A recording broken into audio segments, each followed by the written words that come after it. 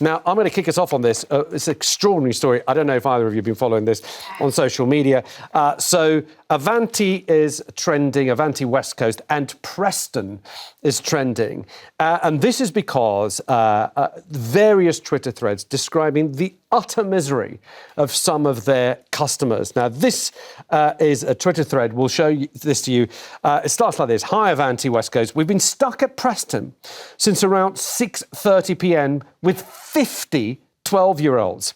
It's now 8 minutes past 10 p.m. So what's that? Almost 4 hours later. We've just been informed there's no way of getting us home to Glasgow as we can't send the kids alone on taxis.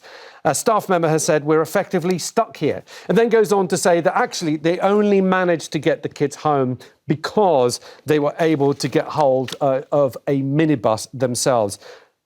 Appalling story of so many people. And just to add a little cherry on top to the story, Avanti have just been given a new 9-year contract. Well, look, this country's falling apart. I really think we just need to just start saying it as it is. It is our basic infrastructure is not fit for a supposedly rich country, and we flogged off our rail system to these rubbish profiteering companies who are only interested in money, and we end up with this fragmented, terrible system. Which you would, and if you go to other countries, you go to countries in Europe with publicly owned integrated railways, they are cheaper and they work. But still appalling, really, to just abandon people. That's what's shocking. I've had a train stop and say, look, this has been cancelled, but here's a bus service. I was in Lockerbie going to Glasgow, and the bus took us to Glasgow at least. But it seemed like what happened in Preston, even though everybody, we should say the staff, have been commended of being as friendly as possible, they just couldn't do anything for hundreds of people stuck on having to do cab shares to get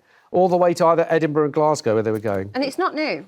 This has been happening. It's happened quite a few times. Preston's my home train station. So, you know, I've come here from there, and it happens quite often, actually. And the other thing that we need to talk about is the cost of this railway is absolutely ridiculous.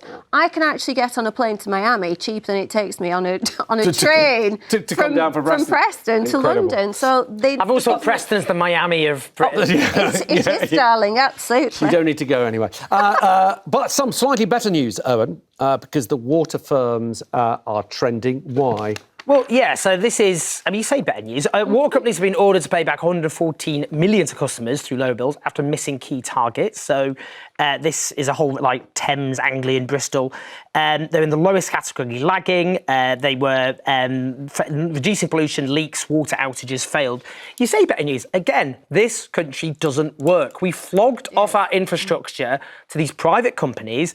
In the case of water, where water prices have gone up since privatisation, where we have massively leaking pipes, because these companies are more interested in making money for dividends for shareholders than fixing the pipes. It doesn't work. This is a country which is falling apart. I only said better news because it might mean that you might get some money back from your water company. It'd be nice just to have a functioning water industry. Yeah, I could do with less sewage in rivers or beaches. That would be nice. Yes. Rebecca. Shock horror. We've got bad weather. Storm Agnes is trending. Yeah, absolutely. It's a sort of quite scary name, Storm Agnes. What's Storm Agnes going to do, and when's it going to start? So it's starting Wednesday morning until Thursday morning. There's going to be a yellow weather warning in place with strong winds. I've turned it to a weather presenter. 50 to 60 miles an hour, but coastal it could go up to 65.